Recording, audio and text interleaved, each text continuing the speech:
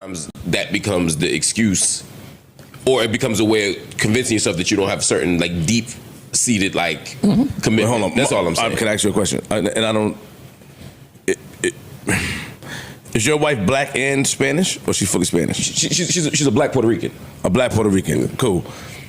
When I watch you, aren't you teaching your son to speak Spanish? Isn't that your thing? Yeah. That don't take away from your contributions or how you feel about black women or. But she is a black woman. Yeah, okay, I see what you're saying. Yeah, I got it. Okay, so that's not a good example. But what I'm saying is that there's some people out there.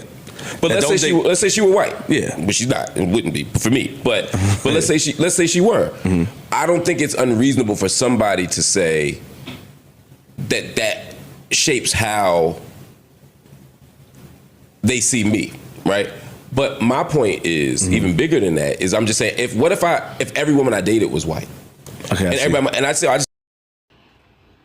Oh boy, oh boy, oh boy. So man, this RG3 thing has rehashed an old YouTube conversation that we've already had, and a conversation that's constantly being had in public media. So RG3 and Ryan Clark got beef. RG3 made a comment about Caitlin Clark and Angel Reese situation, saying that she hates her. That was just his personal assessment, his opinion, not fact, his opinion based on, and he gave 5 examples of why he felt that way.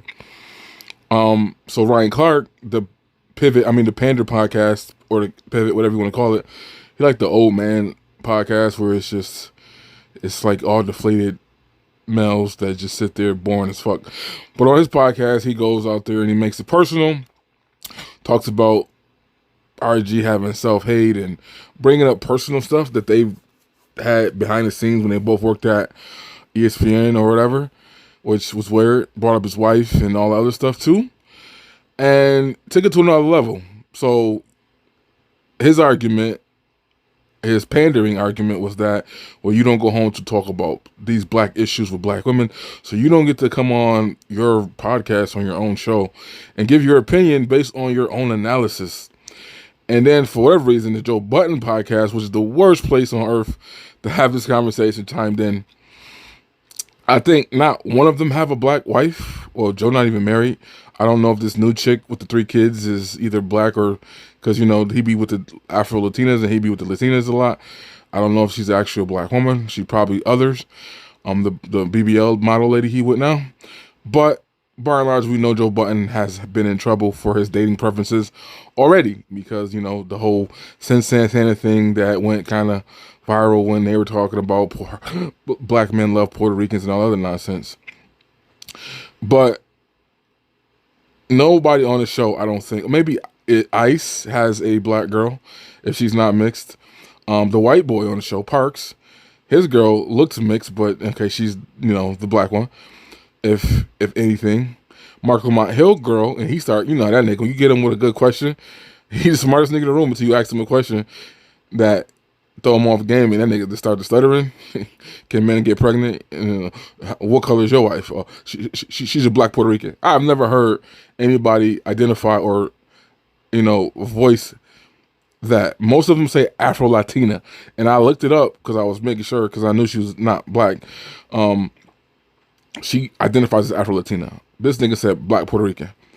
And then got the nerve to be a one-drop ruler. Mark Lamont Hill and Van Lathan and all, most black people in the public media are one-drop rulers. They think that black, you know, biracial people are black, nothing else, no matter what they're mixed with. But at the same time, they had a whole conversation on how your blackness as a man could be judged or criticized based on your partner. Your experience is somehow invalidated because of what you go home to, even though they have no problem what you go home to and what you create. They'll suck that little, you know, zebra baby and make it all black and pro-blackity black. You know, they're not going to be like Killmonger. They're going to let that person into Wakanda. Even Umar going to do that.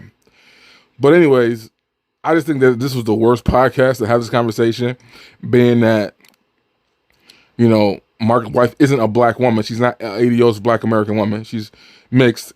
You know, he got the lightest, brightest, curly-haired, Afro-looking, Latino-looking chick on his arm. And he feels justified to shit on RG3 based on his love of the milk, as RG3 might have said it. But yeah, like basically what they're saying, and Flip, I didn't even know because I assumed that his wife was black, but I did see his kids look a little octoroonish, but his wife is Indian. So none of them up there have black wives. Flip was the only one who was like, my black is not invalidated based on my what I go home to, is what my contributions are to the community and to the, what I do for my city. And he's not even a black American. He's Jamaican American. So you know how that goes down, ADOS FBA wars. But he was voicing that opinion. Joe says he didn't agree with that. Mark also says he didn't agree with that.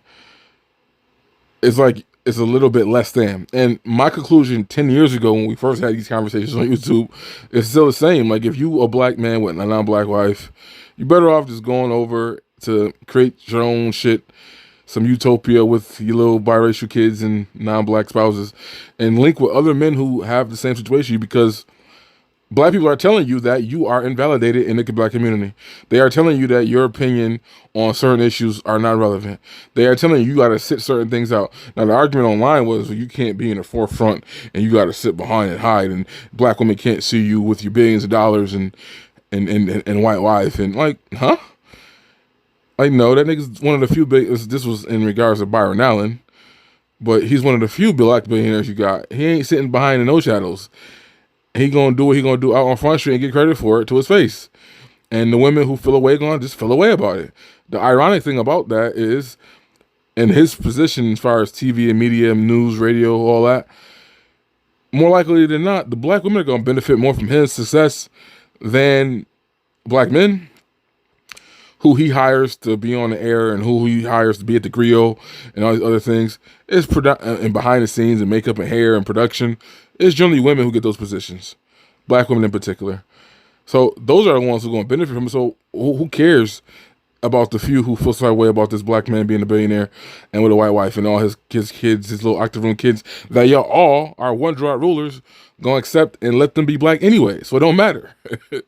Even a colorist chick encourages swirling for black women to create the same little light-skinned bitches she already feel inferior to. That's how butthurt she is. But yeah, my opinion in this old conversation is still the same, because his opinion, like, was it harsh? Like, how could you tell? Like, in sports, people hate their rivalries. People hate other teams. The analogy that Mark Salis Wiley used was the Steelers and the Ravens, because Ryan Clark paid for the Steelers, so why would he feel that way? Like, yeah, Angel Reese is, I don't think is a battle. It's not a beef. It's not a rivalry, because Angel Reese is not good. Newsflash. I don't even watch the WNBA. I'm just watching the clips, and I'm just watching her pull up like she's Steph Curry all day. Caitlin Clark is just nasty with it. And her and Angel Reese shouldn't be mentioned in the same conversation. Angel Reese is a rebounder. I think that Angel Reese should have stayed one more year in college, worked on her shot, probably made more money in her IL, her deals, won another championship possibly. I don't know who won last year. I think Don Saley won last year. Who knows if that other team would have been decent enough to stay if she was there to get them rebounds. But I've always felt that way. I felt that she should stay one more year and not go to college, not go to the pros, because it's going to be waiting for her anyways. And she could have improved her game because she can't shoot. She misses fucking rebounds all day. Her triple doubles come from her missing her own shots and getting her boards back. And that's not good. A good product to sell.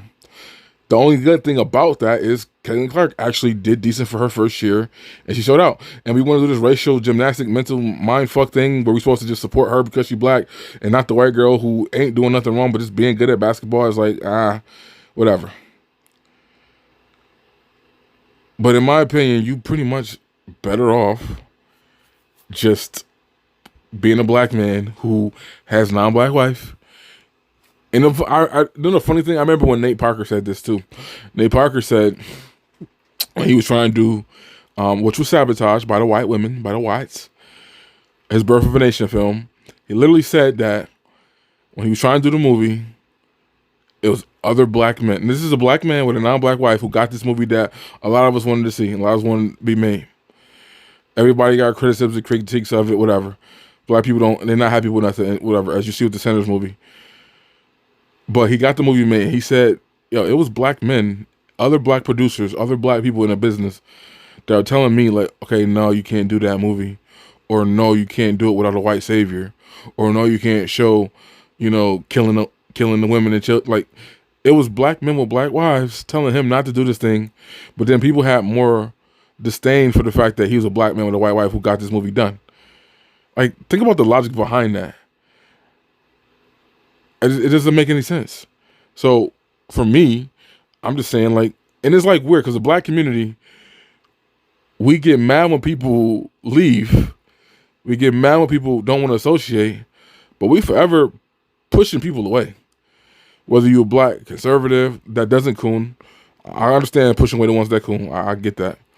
But if you're a black conservative that don't coon, just because you by association, if you have opinions on certain issues, I'm watching women all over social media. If you don't have an opinion about Cassie and Megan Thee Stallion that we think you should have, we can't be like that type of shit. Like, guilt by, whatever. Your opinion on issues because you looked at the facts and said, I question this. I think it might not be as it's being portrayed in the media. You might be wrong. Black people are good at pushing people away. And some of the best talent, though, they're good at pushing people away that actually have value that would be good to keep in the community. I remember Tariq Nasheed said this dumb shit when he was trying to talk about Kanye when he was wilding out in the beginning. Like, yeah, Kanye was just a little nerdy dude that got bullied and blah, blah, blah, and this is his revenge of the nerd. And I'm like, well, but, he's gifted and all this other stuff. But I'm like, well, if you knew that, wouldn't the OGs in the community, wouldn't the hood dudes be like, okay, you know what? We're not going to bully this dude because this dude got potential and he got, he could be successful and he's somebody we need on our team. He's not somebody we want to make an enemy in the future. So maybe we should stop people from harassing him or bullying him so that he doesn't have some resentment towards his own community and own people. Like, you would think that would be the thing. Like, that's the cliche story of the one dude that's not really hard, but his homie is, but it's like, nah, dog, I want you to go to school and get them books and graduate and go to college and be great. Lead the hood shit, street shit for me. Right? Well, you would think that it'd be on some time like that. But no. His argument was that, no, he just got bullied and he got made fun of and he got messed with. And now he rich and wealthy and he would be a great asset to be for the community, but y'all push him away. That's just my video, though. I just think black people are good at disassociating themselves from everybody to the point where nobody want to be here anyway. Nobody want to be here anyways. Y'all about to make that black fatigue shit get real for black people too, because this whole conversation is a black fatigue. Like, just watching a simple analysis from a black guy who had two white women who like white milk. He like what he like. That's what he is. He is who he is. As Rob Parker called him, a core-born dude, and he ended up getting fired from ESPN because of that or whatever. Which I don't think he should have said it on the news. I don't think his personality and all that stuff had anything to do with sports, and there was no point in bringing up that conversation. But now that conversation is being rehashed, and people are like, "Oh, you were right." How is he right? rg3 liked what he liked. He is unapologetic about that. And he gave an analysis on a black girl, but now he can't do that because he's been married to two white girls. And all the same people who saying this will accept rg3's biracial daughters from both of his marriages to the white women, to his white Nubian queens. They're going to accept them little mixed race daughters. They're going to let them be pro-blackity black and stand on the sideline with them. But his dad can't come because of who he chose to marry. Or he can't have an opinion on a black girl who is ghetto as shit and not that good at basketball. Like, make this shit make sense. And then we find out Ryan Clark got a white baby mama too. So that explains all his fucking pandering. Like, that's the real... Like, I was wondering, because his pandering first was like coming at Andrew Schultz and like that was performative and corny. And then, he even came at Charlamagne for sitting next to Andrew. And then now he's like, every single conversation, he feels the need to put on his cape because some black woman somewhere back home is talking to him about it. Well, keep that shit between y'all. You ain't got to bring that shit to the air. You ain't got to bring that shit to the Pivot podcast. Like, that shit don't got nothing to do with you attacking your coworker or your former colleague personal and bringing up shit that y'all had conversations with behind the scenes. You thought protest way too much. And Andrew was right when he was there. He's like, yo, y'all, this is kind of like, it don't make sense the way you're doing this. It don't make sense how hard y'all going. And now you impregnated a white woman. So now how is you in a different boat? You think you safe because you got a black wife now? You was running a white woman just like everybody else in that sport, in that industry. You just happened to marry a black woman. I don't know, I like, even though I'm a Steelers fan, I like Ryan Clark less and less every time I hear this man speak. I just do. I don't like that nigga. It's just cringy how much he panders. And then he feels comfortable making personal attacks on people on their personal lives that had nothing to do with sports. rg3's comments was his opinion about players in sports and how she felt about another player. Just like I know to this day, Isaiah don't like Michael Jordan. I don't like that nigga. And he's one of the few people that can actually talk his shit and be like, yo, we was better than the Bulls. Jordan didn't do shit in the 80s. He never beat Bird. He never beat Magic. He never beat Kareem. I did that. He didn't. So our name should be elevated as much as his, or y'all might elevate his name to it. And I get it. The whole Jordan situation, the hype, the hoopla, we all watched it when all the 80s babies watched the games and all that. But that was a marketing scheme of the machine getting behind Jordan, which was a business decision to make the league last and be successful. Again, these were regular dudes who had 9 to 5 jobs, some of them playing in the professional league at the time too, with Jordan. A lot of bums. And they had to build a hype around it to sell a product. And it worked. To this day, where Jordan, his talent, and it just don't make sense to me when people got more rings than him and more accolades than him, but they're not considered, oh, we don't put centers in this league, or we don't put this people in this league. Like, come on. Like, this motherfucker got 11. Jordan got 6. Jordan didn't do anything before he got Pippen. Like, I just don't get. Me personally, I didn't watch The Last Dance because I knew it was a pandemic and everybody was watching, talking about it. And it's like, oh, this man's just trying to rewrite his history or reintroduce himself to the younger generation or that keep buying his $200 sneakers. And I'm like, no, my perception, I never believed that nigga played with the flu. That nigga was hungover. And I believe he was a selfish teammate. I believe he was an arrogant teammate. I believe he did, but that drive and that arrogancy and that way he behaved, same way Kobe was, they probably were shitty people to be around. And that's just what it is. That's his legacy. That's Kobe's legacy. Every though people trying to rewrite it now that LeBron is trash and got so many losses, they trying to remove LeBron and put Kobe back in front of LeBron now. The players have always felt that way, but the people are trying to do that now. But anyways, I'm out. What do you think about this whole situation with rg3? Whatever. You just better off, I mean, you don't pay them attention. They feel some type of way. They feel invisible or erased, right? When Kenyon Martin or whatever that dude is who did Blackish puts all his biracial children in the movies and all his white wives and biracial women in, like, he puts his real life in all his shit, they feel erased and bothered and not there. But then when they don't talk about you and they don't put you in there, it's a problem. This is like, man, go do your own fucking thing. If you got a non-black spouse, you pretty much just need to just divorce the black community because they've already divorced you. They're going to nitpick everything you do. It's going to come down to you think that way. You can have been with 99 black women your whole life and then divorced or break up, and then you finally settle down and it happen to be somebody non-black, and you're defined by that one person you've been with. None of the other people you've been with, but that one person defines your whole identity, and every opinion you have on a black issue is looked through that lens of, oh, it don't matter. He got a non-black wife. He not important here no more. But I love his little biracial babies. They can come over to the black cookout. I'm out.